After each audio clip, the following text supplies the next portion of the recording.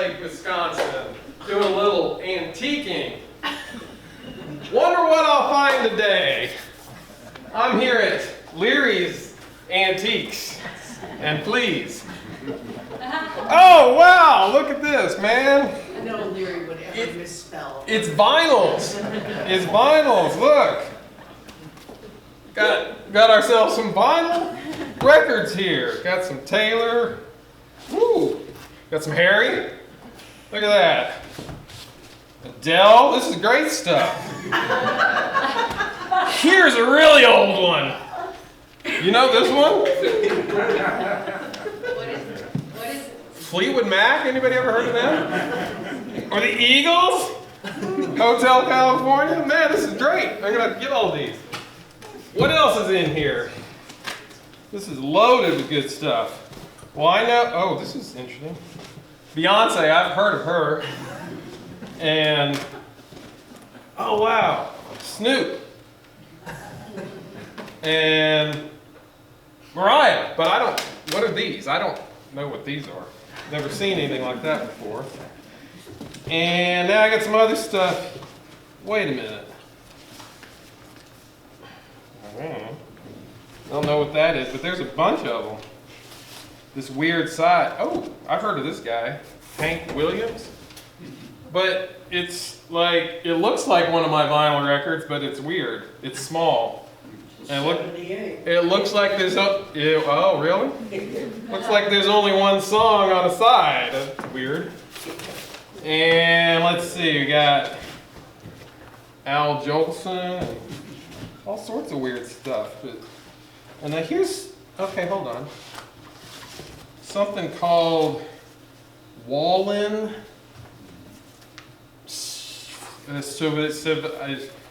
Hey, antique man, do you know what these are? It looks like it's some other foreign language. Yeah. These Willikers, you young whippersnapper. What is that? It's as weird as that. Well, when I was a boy, growing up back in the 50s, actually, I could listen to Hank Williams on WJMC radio in Rice Lake, and it was played on one of these little discs. Okay. And they started to be made around 1900, and they were made well into the 1950s. Okay. And so, if you're as old as I am, you grew up hearing them, maybe even bought them, or your mom and dad did. My mom and dad would pull out Count Basie, 1 O'Clock Jump, and Zutty Singleton playing on celery stalks at midnight. But when my dad was a kid, his mother died when he was quite young. His grandmother came out.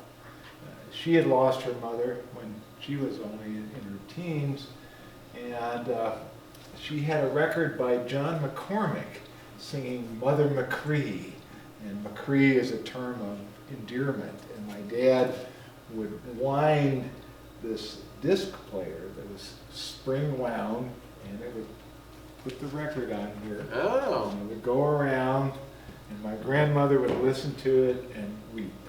But when I was a kid, at Christmas time, you could hear Yogi Jorgensen singing "Ale Skull Nuts" at Christmas, which was he was actually a Norwegian from the Pacific Northwest, but he went down to LA, was on radio, and started wearing a turban on his head and called himself the Swedish Swami.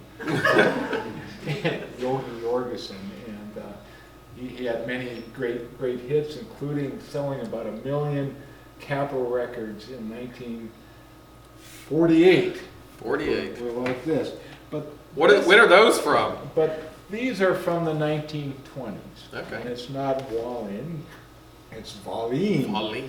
And there was a Swedish immigrant, Gustaf Waldemar Wallin, who came from the rocky west coast of Sweden. He grew up a very poor family with a little farm, and his dad sailed on commercial vessels up and down the coast toward Gothenburg or Göteborg.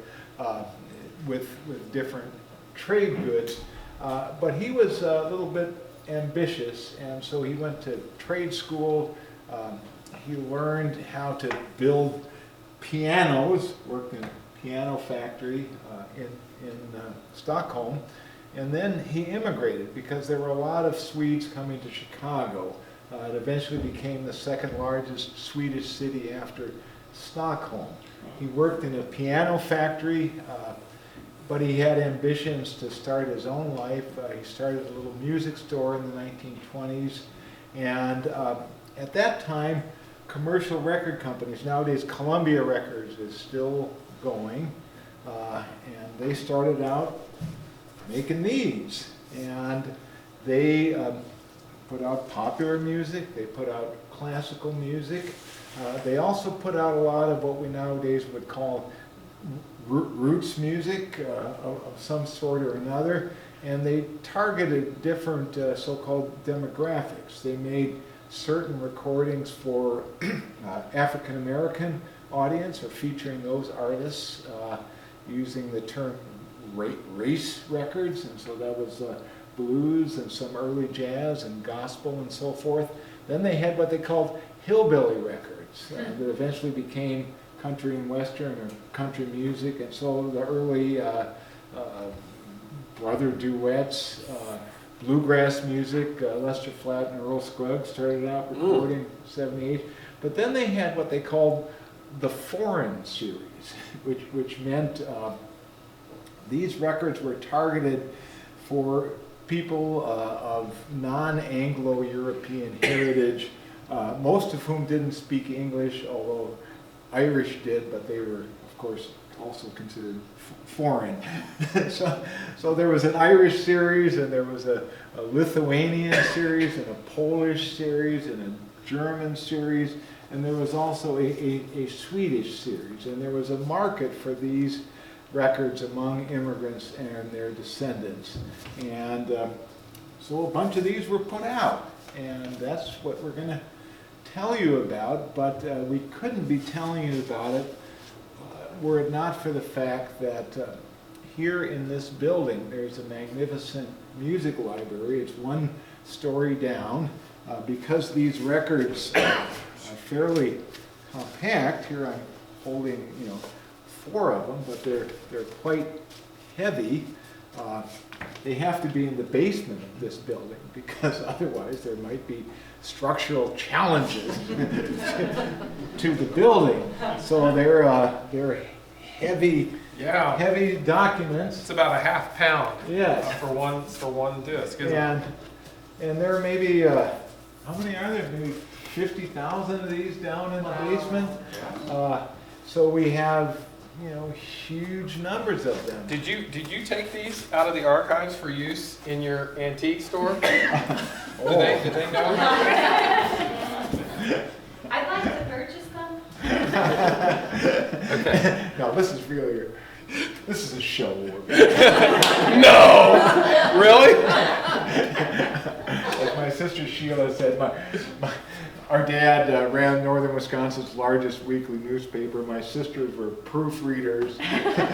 Don't like the backwards R. This would never fly. Just In fact, I'll strangle you.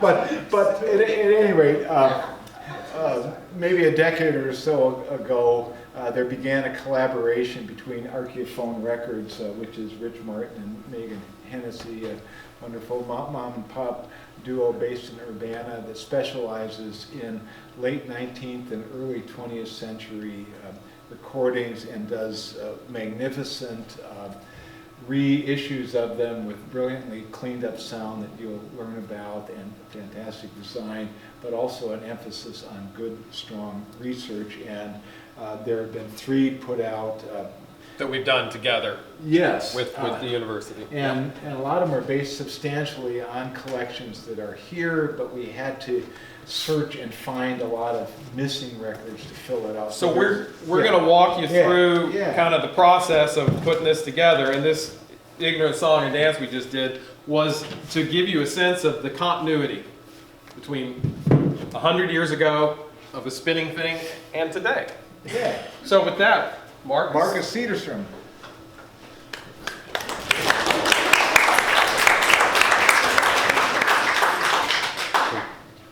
Hi everyone, my name is Marcus Cederstrom. I work in the Department of German, Nordic, and Slavic Plus. I'm a folklorist over there, a public folklorist.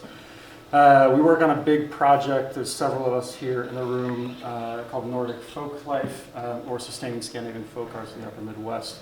We do a ton of stuff. We do a little bit of research, we do a little bit of field work, we do a little bit of teaching, but mostly we do public programming and productions.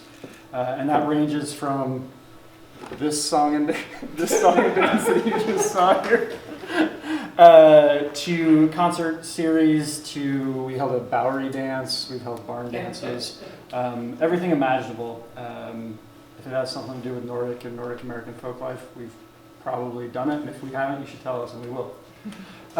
We're super excited to be joined by a bunch of people today. You met Rich and Jim already. We're going to pull up a couple other people because, as the two of them just mentioned, these projects here are very much a collaborative effort to bring a bunch of different people, a bunch of different experts, a bunch of different communities together to produce these really amazing records that are working to sustain and then sometimes like save these songs from 100 years ago. So I'm going to quickly just ask Tom to come up to say a few words about the Mills Music Library and the work that he's done. Thanks, Tom. Thank you, Marcus. Okay, so here I am again. Remember me from earlier? Sorry about that. No. It's all right. I didn't know. I didn't know that I was going to get the hook right away. You know? Usually I talk for at least 5 minutes before they High class one. pull me off the stage. But so again, my name is Tom Gaw. I'm the Music Public Services Librarian at the Mills Music Library, which, as Mr. Leary so eloquently put it, is down there. It's a lower level of Memorial Library. We are a library inside a library.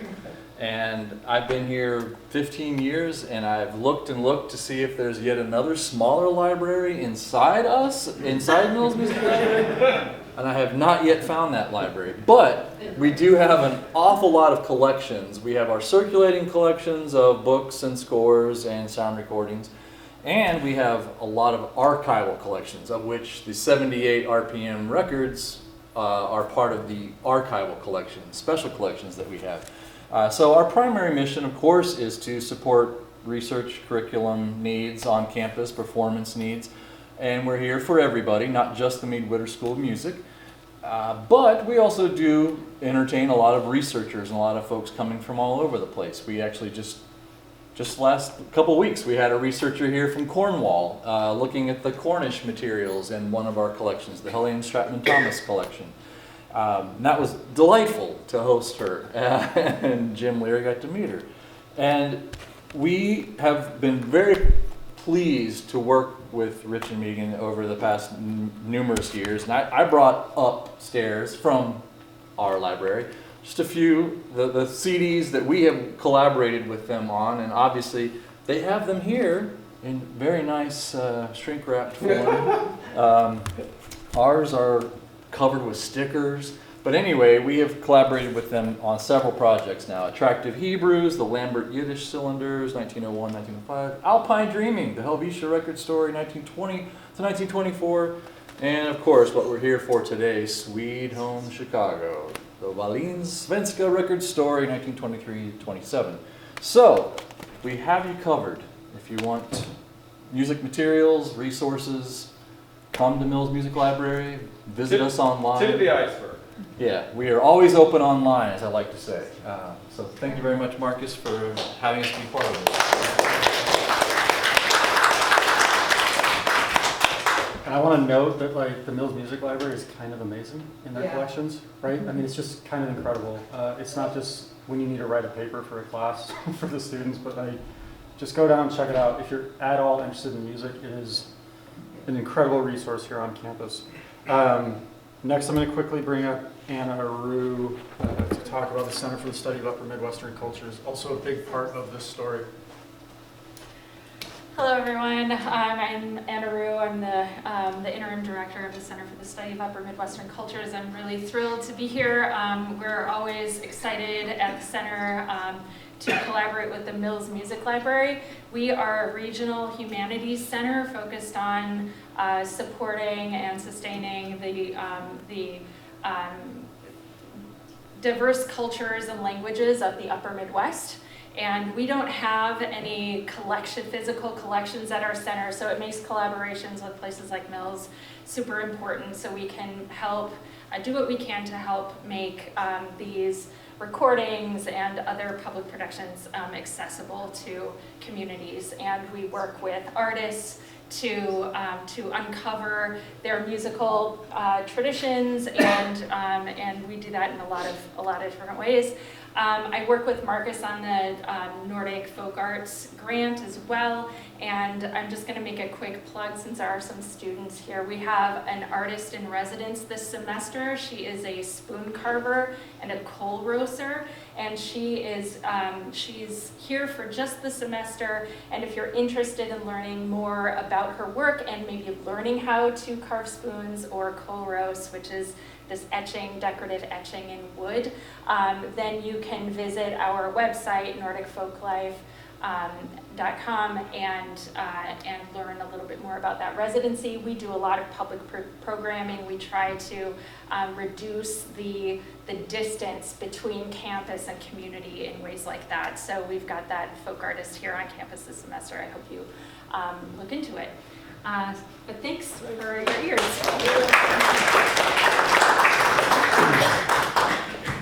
All right, with that's the last introduction, mostly.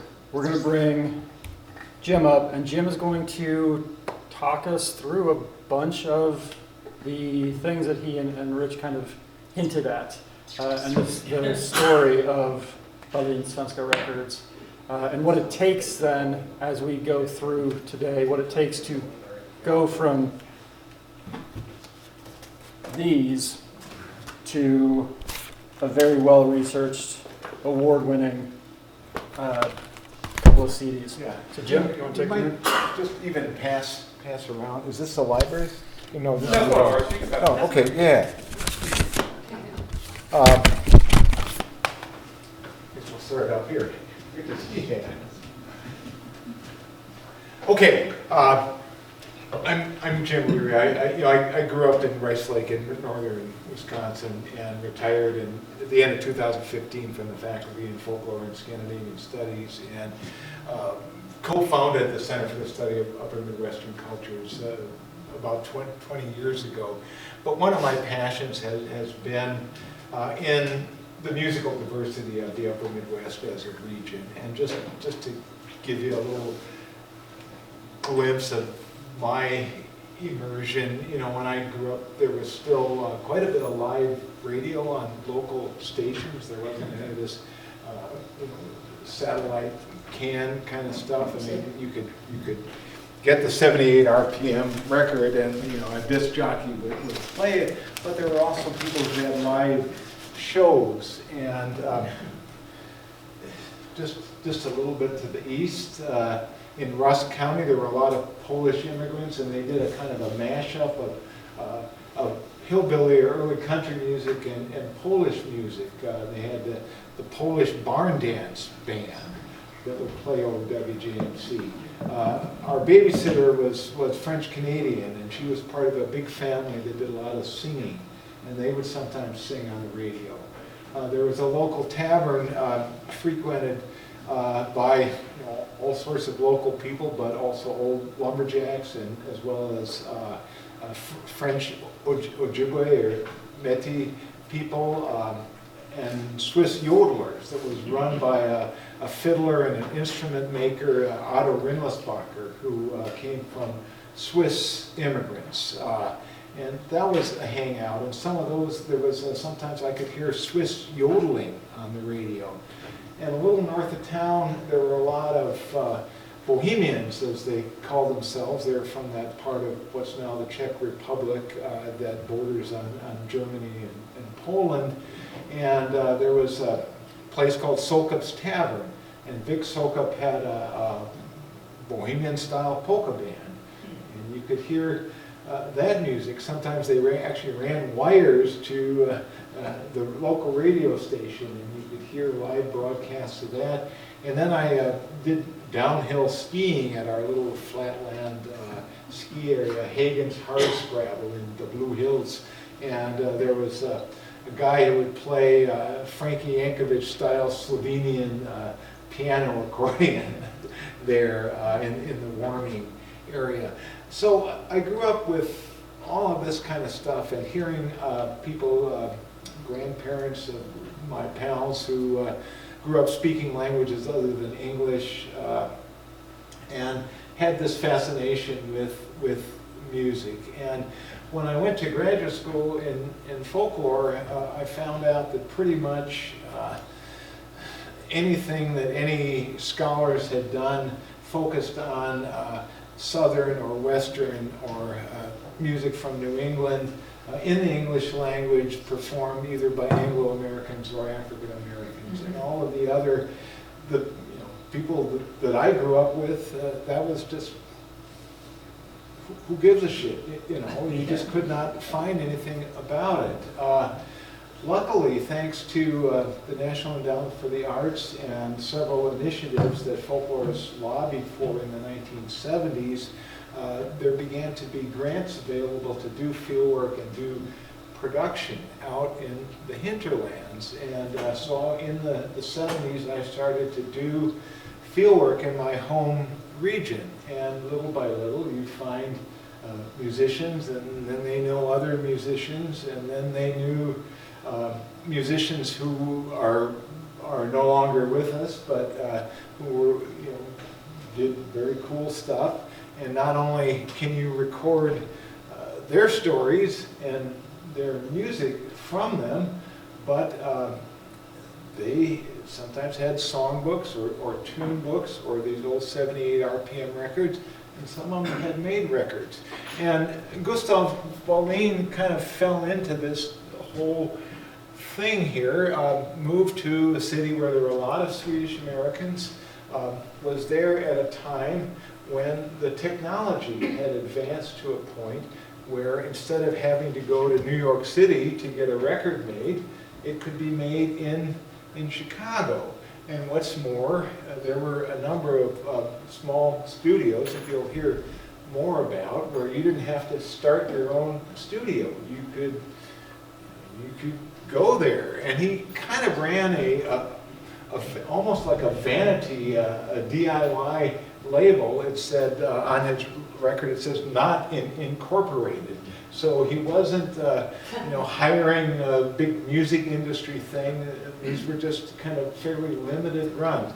But he was in the heart of one of Chicago's Swedish areas, and there were several of them. You see where the Wrigley Field is. This is a map that Meagan found, and Wallins Svenska Record was on Clark Street, and now the kind of center of Swedish Chicago has settled around Andersonville to the north of here. But at one time there were 3 different Swedish networks. So he had a built-in audience there, a clientele. There were lots of local musicians, but there were also musicians touring through, and there were musicians who barnstormed. So there were people who performed on Wallins record who traveled up to northern Wisconsin and Minnesota and into other kinds of communities. And he had a very modest kind of mail order system. Shipped a lot to Minneapolis and a lot to Rockford, Illinois, where there are quite a few Swedes, just a little bit across the border.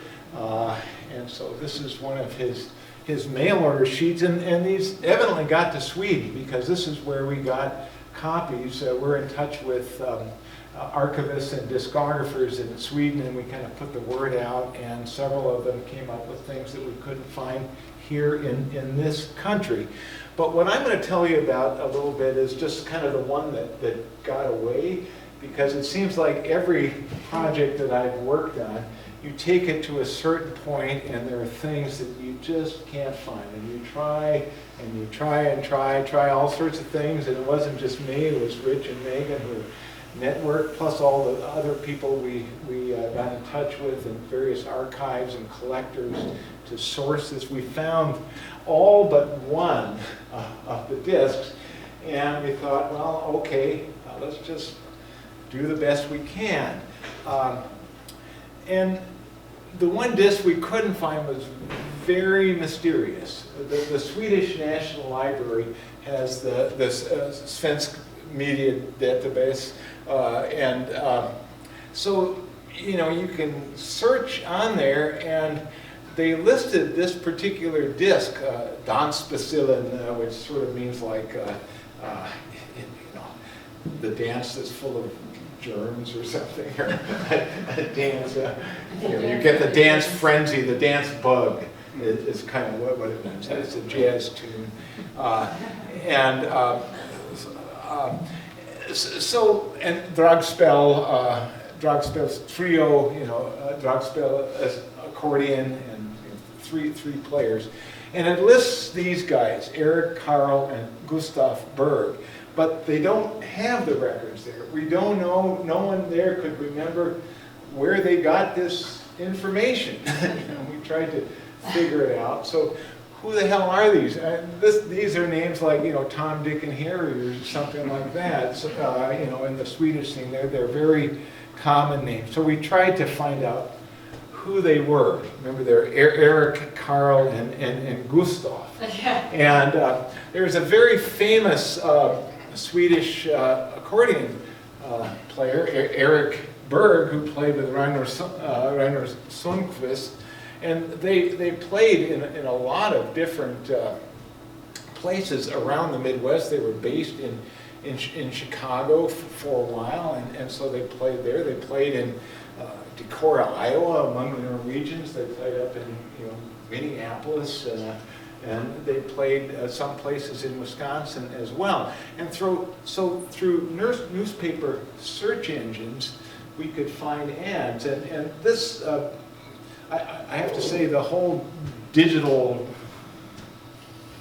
revolution, or whatever one calls it, has made our pursuit of these ancient recordings and the contextualization of them possible, because not only can you clean up the sound and share the sound, which helps you to get people to translate and transcribe the original lyrics, some of which may have all kinds of weird dialects or mixed languages in them, but you can also access databases like the Swedish National Library that I just showed, or you can do newspaper searches.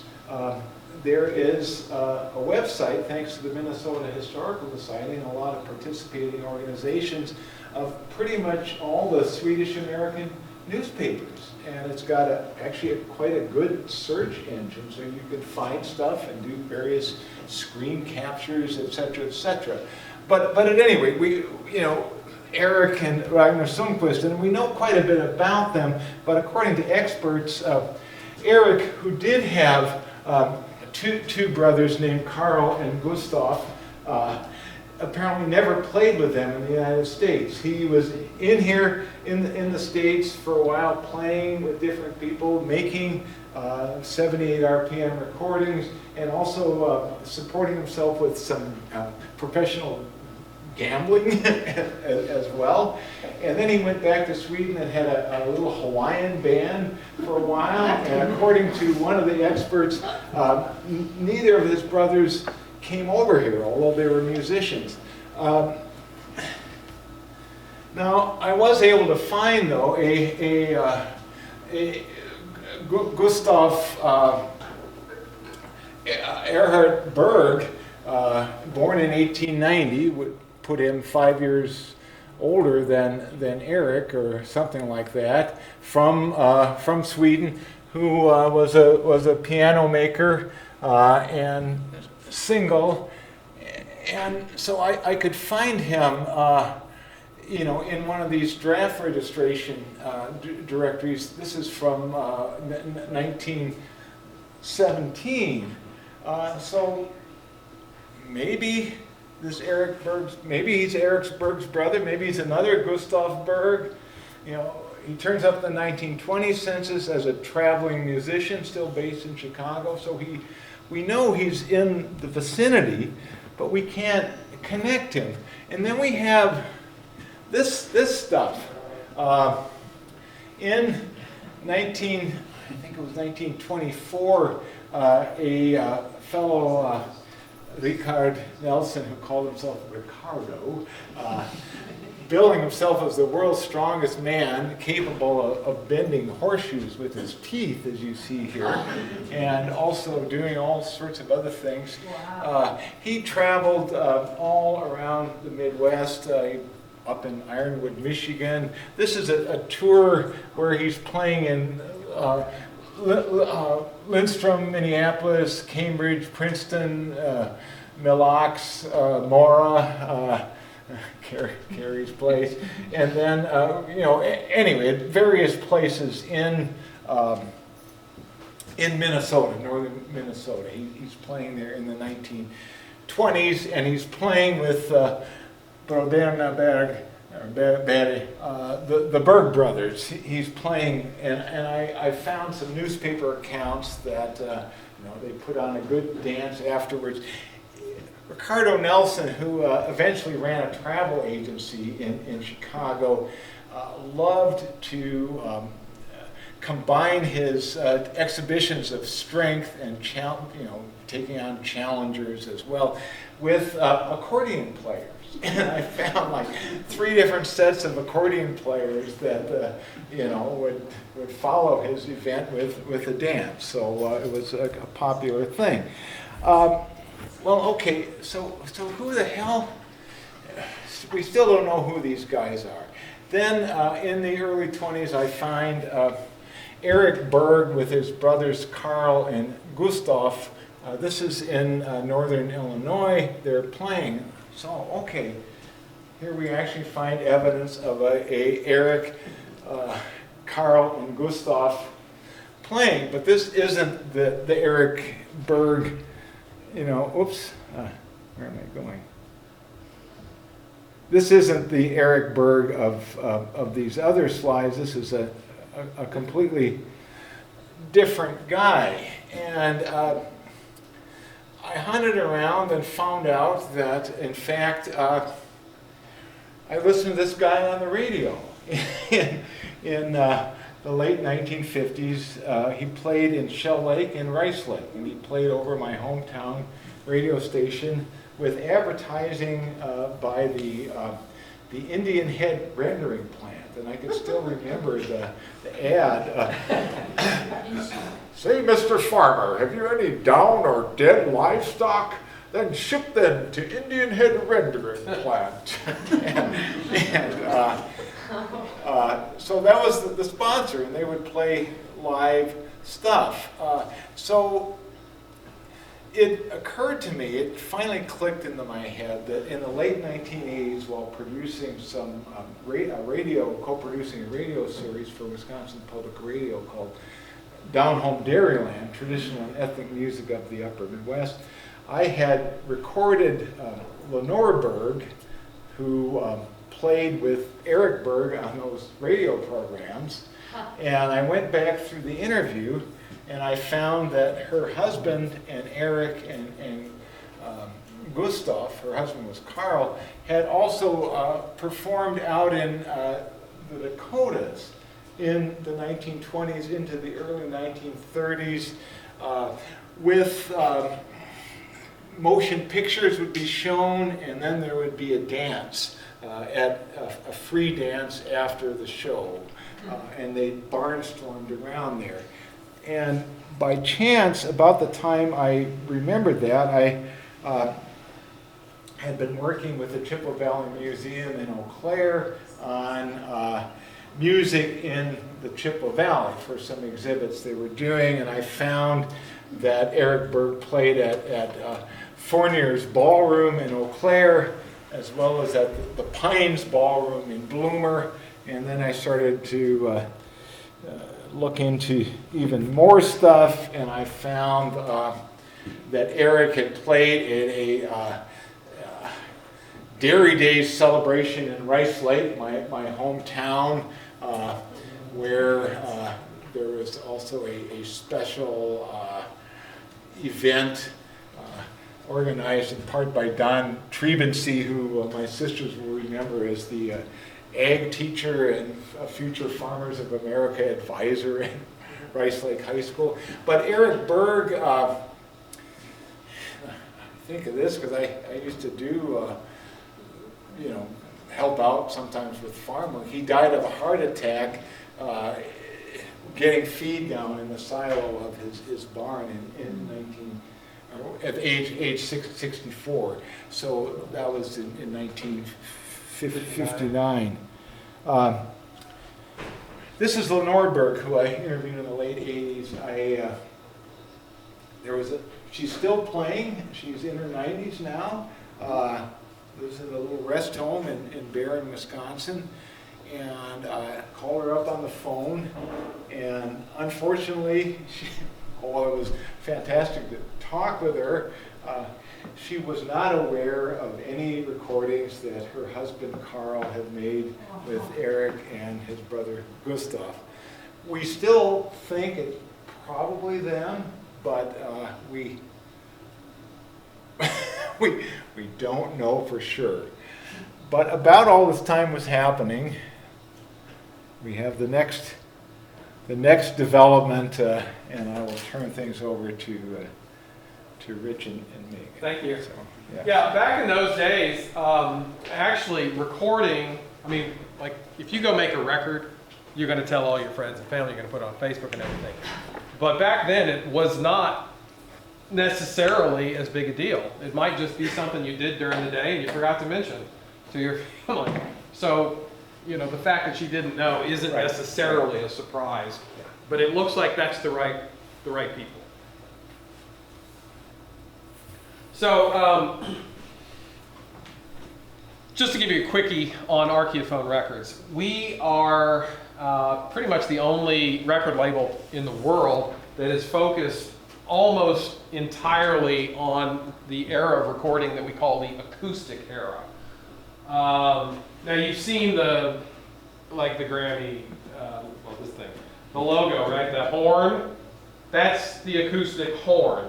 You sing into it, you play into it, and it also plays back out of it. And that's the way they made records in the earliest days, was shouting into that horn, and the sound would travel down the horn, and it would vibrate a diaphragm, which would then tickle the stylus, and it would etch signal into a wax cylinder or disc.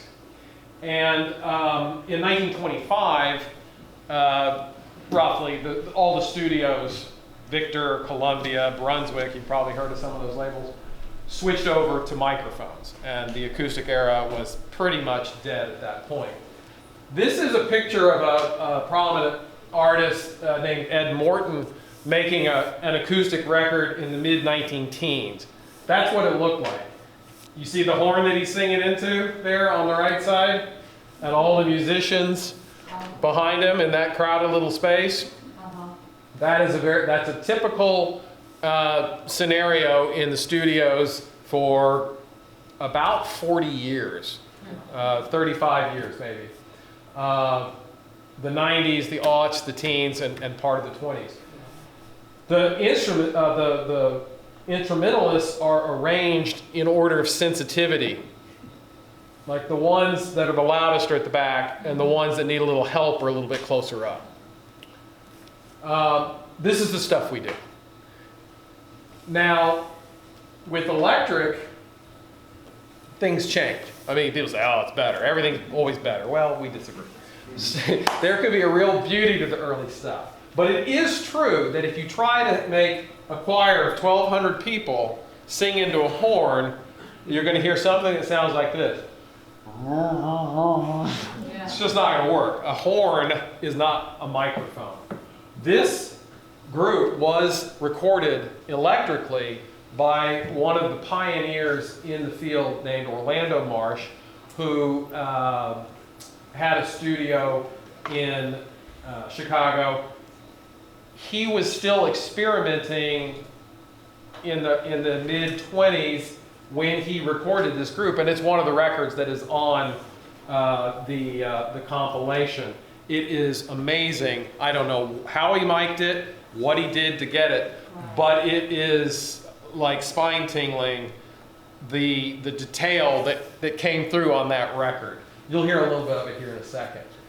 So let's pause for a second and hear how some of this sounds. Follow left to right, top to bottom for these very brief samples.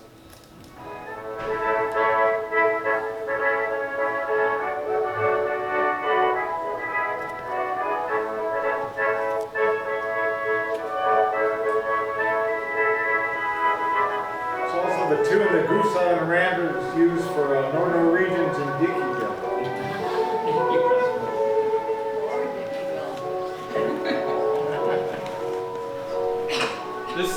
This violinist was a very promising star who died very young, unfortunately. This is the mass choir.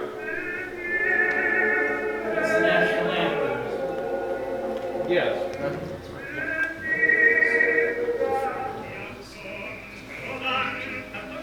This is also electric.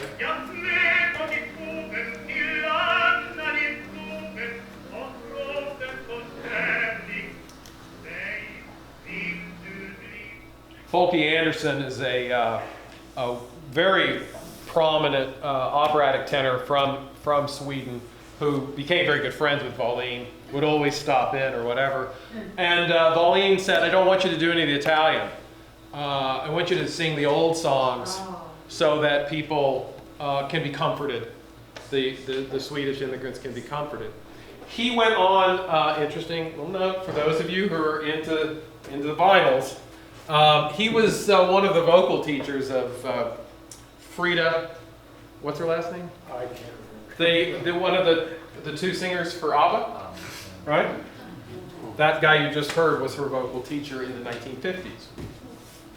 What's next? This is a finished sound. So we'd like to show you a little behind the scenes of how some of this gets put together. You saw with Jim, you know, the amount of research it takes, the number of rabbit holes you can go down, and that all has to be condensed into readable text, which hopefully you're enjoying as it's making its way across the room. But we prepared a little bit of a video here for you about the work on the sound. Enjoy. Welcome to Archeophone HQ, where today we're going to take you through a quick primer on the transfer of an old disc record and show you a few pointers on basic restoration techniques. Now, when Archeophone and the University of Wisconsin folks that you're meeting today paired together to put this Wallins Svenska project together called Swede Home Chicago, there was one disc that we were not able to find from that company's catalog. However, in the days since then, our new friend from Arizona, a man by the name of James Appomattox, from whom you'll be hearing a little bit later, came forward. He has the missing disc. And he sent it to us. And here it is. We're going to transfer this record now and get it ready for restoration. But there's one problem. Look closely and you can see this disc is severely damaged. That's heat damage on there, and it is not going to track. But all is not lost, fortunately, because James also found, along with that disc, a test pressing of the exact same record. this is an extremely uncommon find. You don't find test records like this out in the wild. And it's a good one too. It's in really nice shape. So we've already cleaned the record. So that part's taken care of. So now we are going to take it from its analog domain into the digital domain. The first things first, normally we'd want to pitch this to get it in the correct key, but we're just going to, for the time being, set a nominal speed of 78.3. We're going to make sure that the disc is centered. Those holes in the middle, sometimes they're off. And if you don't have it going right, you can get a lot of wow and flutter. The next key thing to do is select a proper stylus. Now, you think, well, what's the difference? A different size stylus means that you can either land squarely within the noisiest part of the groove, or you can get around it, either above it or below it. We've already done some experimenting and found that this particular one, a 3.3 elliptical truncated stylus, is going to be the one for us.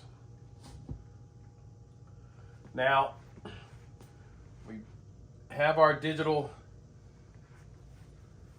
recorder here ready. Let's brush this off one more time.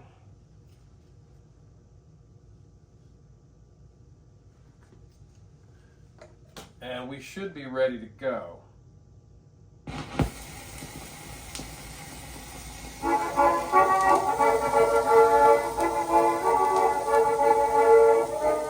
Sounds real good. That's a mono capture, but we're actually going to do it in stereo, because in the restoration domain, sphere, what is that? When we get to restoration, having both a left and right channel will open up further possibilities if there's damage or wear. So we're ready to go.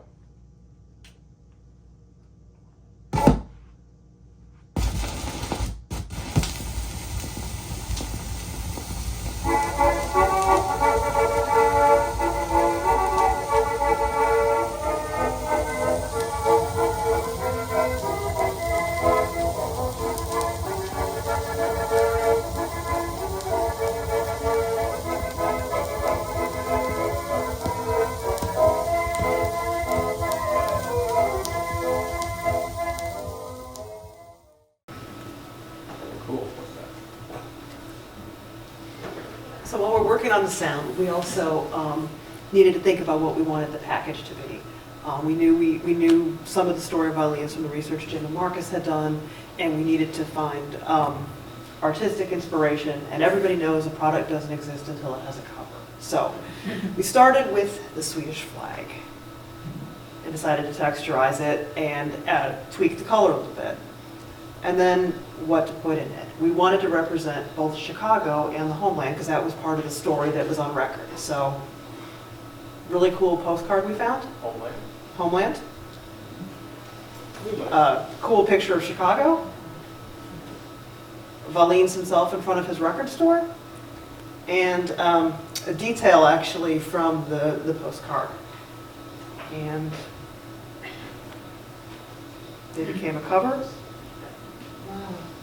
With lettering. So that's kind of the exterior of it, which has been making its rounds through the room. But the other thing is, we wanted to really give it a good presentation. We wanted to take the chance to publish as much as we could about the research, the images, and really tell the whole story of the records, in context. One of the things you'll find out about is, if you look around a little bit, we don't do streaming, we don't do digital downloads, because we really don't want to separate the music, the records, the sounds from the research and the story. So here's a little bit of what we have inside. In this case, we have a detailed essay with a lot of biographical information about Wallins. We also have some really cool family photos we were able to get from Carol Dixon, who is, I forget her relation to... Granddaughter. Granddaughter. So she had some of these family photos which we were able to publish. We also wanted to give biographical capsules of the artists who made the records with photos when we could find it. So this is a lot of new original research on the people who were on the records we found. And as part of the story, we wanted little blurbs about the selections. We also wanted to have translations and transcriptions of the selections so that people could really read and learn and understand it. And while we were working on this, the sound work continued. Okay, now I have the sound file digitized and in my workstation, and I'm gonna try to make it sound a little better. So the first thing we're gonna do is some declicking. That's all the pops and clicks you hear. We wanna pull those out.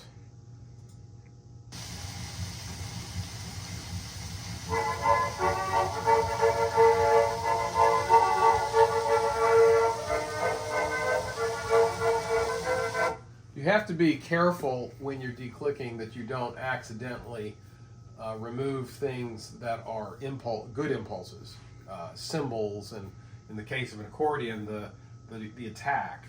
So here, what's great is you can hear what you're pulling out.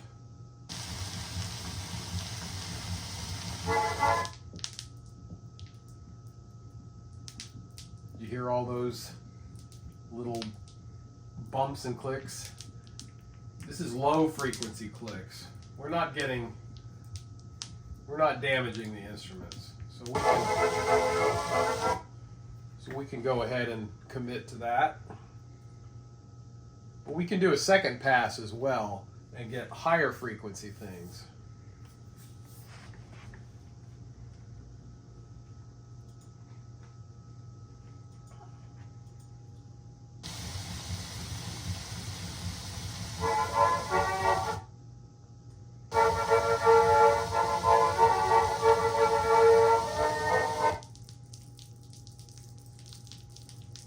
Hear all that noise?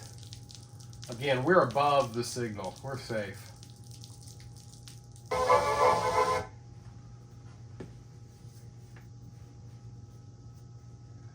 As you can see, it's a stereo file, like we said.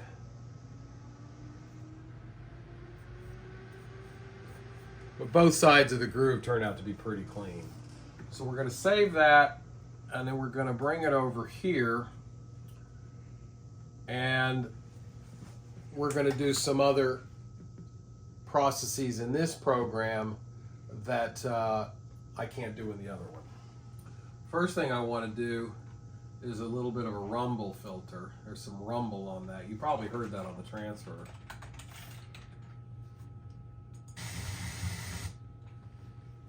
You'll see it go right out. Now the next thing, and you're going to love this. This is a decrackler. We got the big pops and clicks out, but there's a lot of crackle left.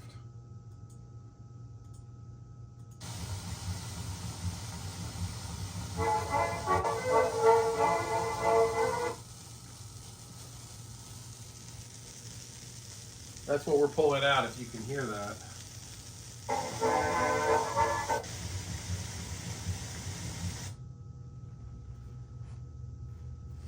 Now I'm going to go ahead and sum these two channels. We know that we've got good signal on both sides now. So we're just going to do a 50-50 mix.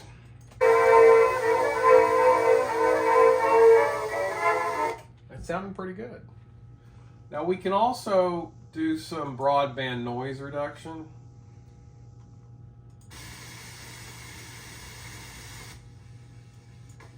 Trick here is to set a threshold where you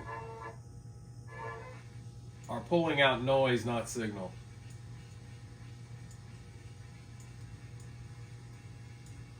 That's pulling out signal. So we want to drop this a little bit here.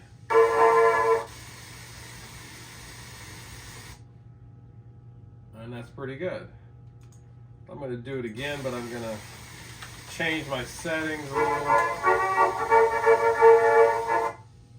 All good. Oops.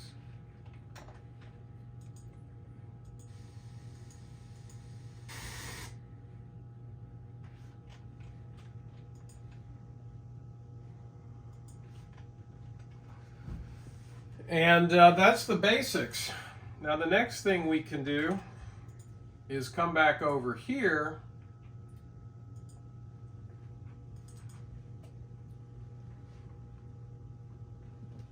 and start touching it up.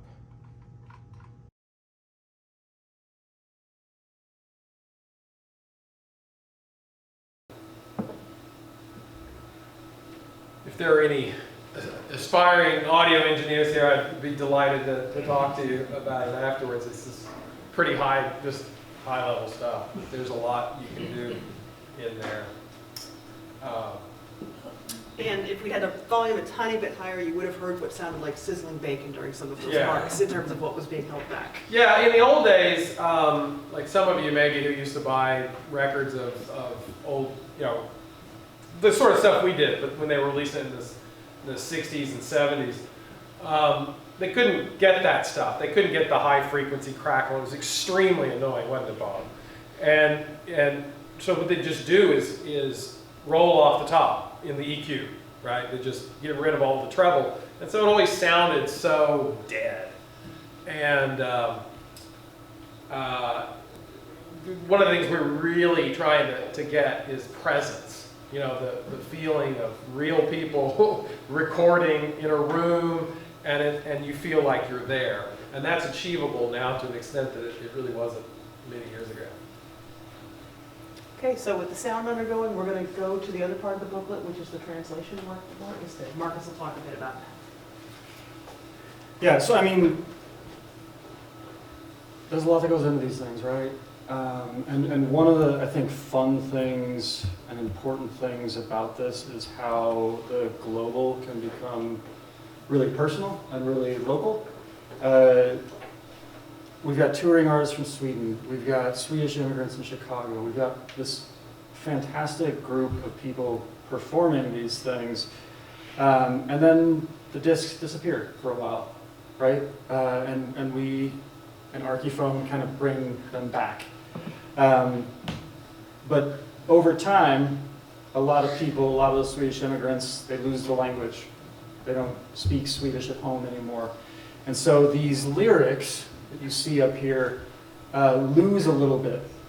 You lose that connection to some extent. So one of the things that Archeophone and our collaboration does is try to bring that back. And to be perfectly honest, transcribing that stuff is a pain in the ass. It is really hard. Some of these are quite easy, right? Some of them, the lyrics are out there. Common songs, they're ready to go, right? We don't have to deal with it. Others, though, you can't find lyrics anywhere. And so you're going by ear completely.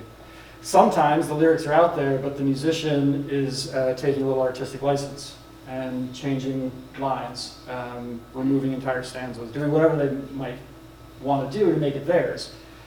So I was tasked with trying to do this. Jim came to me, he's like, you want to help with this? I'm like, yeah, absolutely, without thinking what that actually meant for the next several years of my life. So one of the things that I did, was transcribe, obviously. Not an easy task, as I mentioned, but that led then to the translation, which I think is really important. And one of the things when I say that you bring the global to the local, something we talk about in our folklore courses, something we talk about with our project in general. And in this case, it became like super, super duper local for me. This song, Jas Gosse, the jazz boy, was one of the songs that I gravitated to. It was just kind of fun. I don't know, I enjoyed it, I liked it. It was a fun one to listen to, and I listened to it a bunch. And over the course of doing this transcription, of doing these translations, I relied on my dad a bunch. My dad's I was born in Sweden. My dad's Swedish and Swedish speaker. He, I think, over the last 10, 15 years of my life, has gotten used to me sending like random emails and asking like, hey, do you have any idea what this 100-year-old recording is trying to say? Or can you help me translate strange agricultural vocabulary from the 1800s? And he just rolls with it, to his credit. And I was having him help me with this, not this particular song, but a different song that I just could not get. I just couldn't understand it, I couldn't hear it, I was struggling. Because what you're doing is you're basically picking pieces until you create a full puzzle when you're doing this type of transcription and translation with some of these really tougher songs. And I was having him listen to a song, and he was losing his mind also. So I'm like, okay, I think we need a break. So I played this song for him because I really love it. And he starts humming along, which is weird for my dad. He's not a musical man.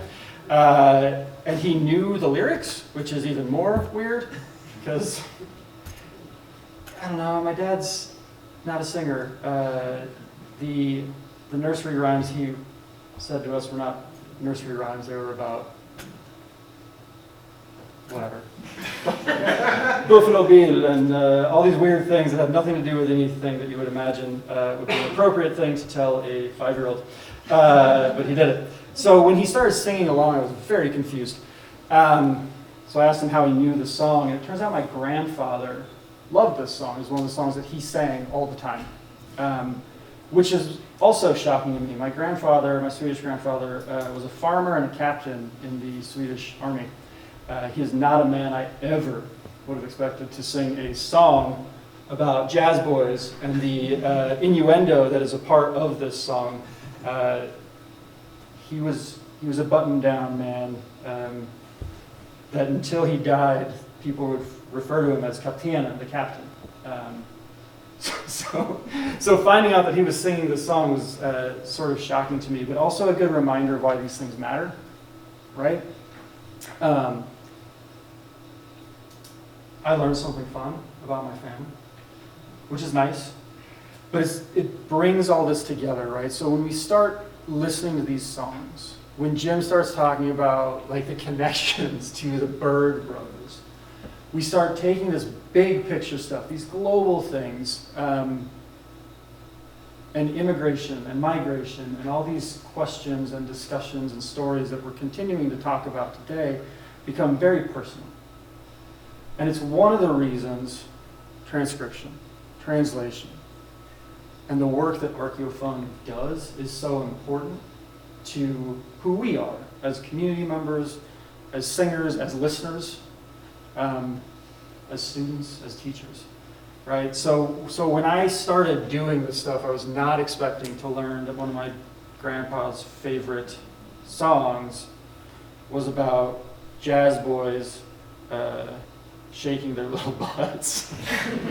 So not totally expected, but a fun discovery, right? And as this continued, right? So we made a couple decisions when it came to the translation. One is that we were going to do literal translations, and there are always choices when you start looking at translations. They are also works of art to some extent, because every single person is making a choice on how they are going to translate. We went with literal translations, and we went with literal translations for one important reason. We wanted these translations to be viewed as living and editable, right? As people choose to listen to these songs, as people choose to maybe work them into their own repertoires, when we talk about revitalization of Nordic and Nordic American music, it's helpful to know that you have that artistic license, right? All translations, especially I think with poetry and with song, are very much works in progress, no matter how long ago they were published. It's why we see new translations popping up again and again of classic works. It's an important part to remember when you're reading your own translations, when you're reading work that has been translated, when you're doing your own translations, just how much power you have in making those choices, but how much power you also have then as a reader, as a listener, to think through and make it your own if you choose to play and to sing these songs. So these songs then become key, I guess, in making these connections between the languages we had, the people we were, the families who came before us. They become key to connecting us to our history and to our heritage, to our family and to our friends. So I encourage you, as that thing is floating around, to take a little look. And if you happen to speak Swedish, I know most of you probably don't, to check out the translations, to check out the choices, to see how you could make this singable. by using that artistic license that you have as you make your own choices with whatever you're working on. So with that, I'm going to go over to Meagan. How's that restoration coming along? Well, we're gonna find out. Finish that thing actually? I thought Did you ever get it done?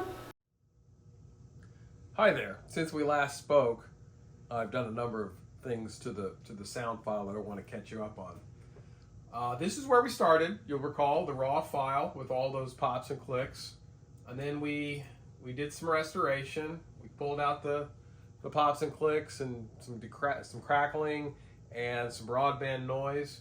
I have also now done some editing where I pulled out other little things that remained that were noisy or problematic, pitched the tune, and did some equalization on it.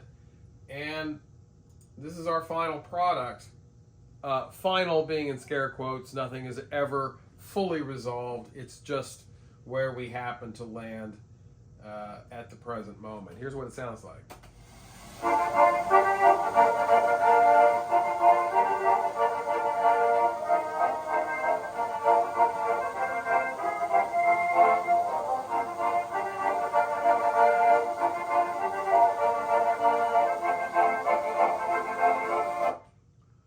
Again, here's where we started.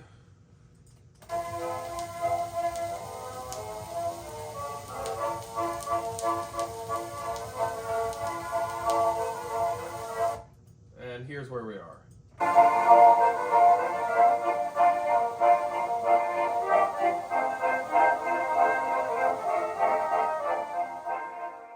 It was about 2 RPM off. Should have been like 80.3.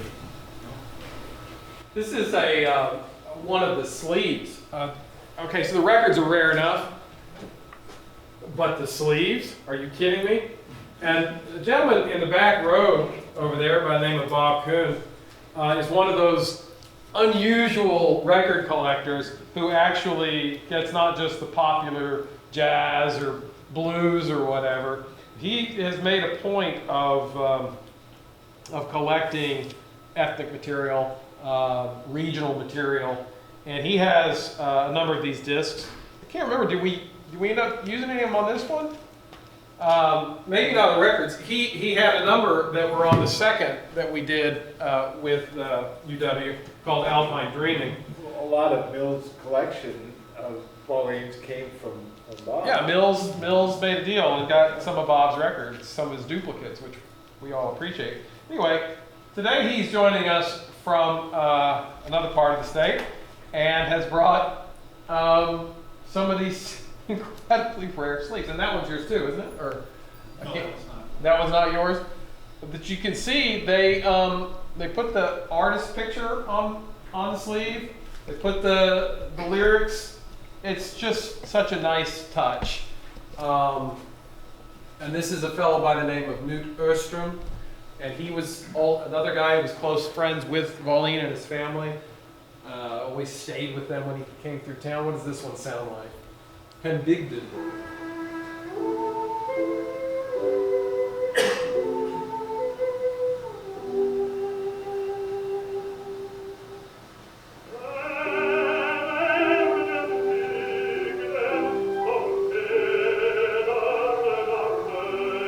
That helps with the transcription. Would have been nice to have all those sleeves, wouldn't it?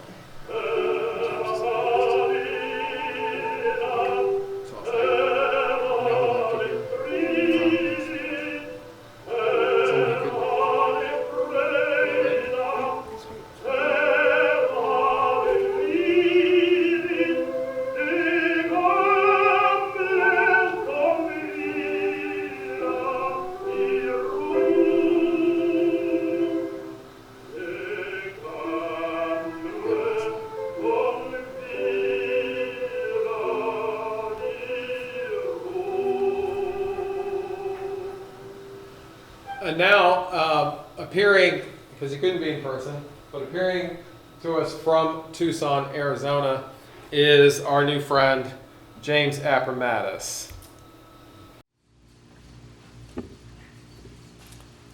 Hi, my name is James. I listen to 78 RPM records on antique phonographs. There are many times when interesting discs turn up. This unusual Wallins record label is why I'm here today. About 15 years ago, I bought it with a box of other records, and the music appealed to me and I kept it. Recently, I searched the internet for information about Wallins. The Archeophone's Wallins compilation called Swede Home Chicago appeared.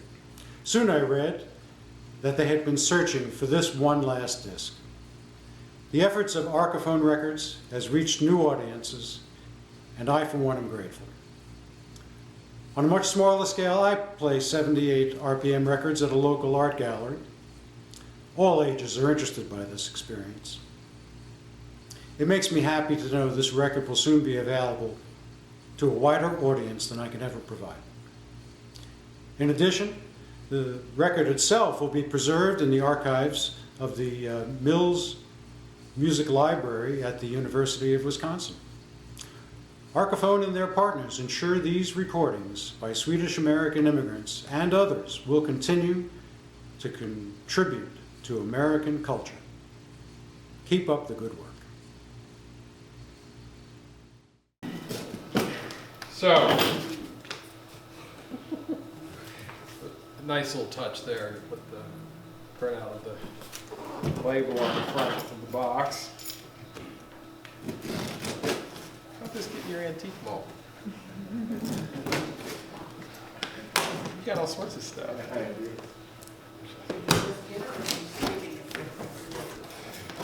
So today, Meagan and I are delighted to be able to help bring this all to a fitting conclusion.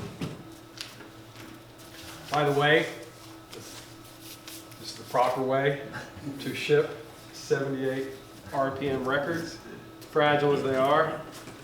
Surround them with peanuts on all sides and make a sandwich out of them in firm cardboard. Bob, are you pleased to know that the youth are learning this lesson right now? It's a scary thing you're doing in front of a big audience. Almost 100% of the records packed in this method make it through shipping from Australia and anywhere in the world. But you get people who like to cut corners and ship these fragile pieces of glass, basically, Yeah. in little thin pizza boxes. Pizza boxes. Literally pizza boxes. You know, much less thousands. I don't think there's going to be a problem here. We just drove up from Champaign. We didn't need to do this, but I did anyway. So here we go. And why don't you advance to the visuals of the records. Here are the two discs. Here's the released copy with that terrible damage on it. This is going back to James. He's going to keep that one. But the test pressing is going to Mills. All right, students. The fact that these two were found together, what does that mean? What do you think? What are your theories? And I think he probably was just like at an antique mall or flea market or something too when he found them. Any idea? The fact that they were together, what do you think? Any theories? They What- came right from Wallins originally. Somebody involved in the operation, right? Had to patent, right? It had to be somebody who worked there, or a Berg brother, or a widow, right? Had to. I mean, finding the one on its own, okay, fine. But The test. and the two together, the one missing record, the obscure one, and they're together. So somebody moved to Arizona and took their stuff, and then it ended up unfortunately, he doesn't know where he got them, and it was 15 years ago, and all this, so we're not going to learn any more about that. But Tom, can I present this to you now? Yeah, sure. Goodness. Do you have all the newspapermen here? Yeah. Gentlemen of the press, Congratulations on having that. that's amazing. It's really incredible. So is that one on the CD or that one was found? It is not. It was found afterwards. So we'll play it for you here, and we're going to put it online, and you can probably download it if we can work that out. But the disc ended up being full anyway. There wasn't actually any room for anything more anyway. But it is just a wonderful thing to have brought it full circle. How does it feel through all that work for the Bumpy record, all the stuff we had to do with it, and how to get this present? It's pretty cool. It's pretty cool. I mean, yeah, I mean, I didn't show you guys a difficult record to restore. That one was easy. So the sound isn't on The those. sound is not so. We got this, so we'll play it afterwards or something. Or if you want to hear the jazz ghosts and then follow along, that's a sprite little tune which we can do. But in the meantime, thank you for coming. That concludes the presentation.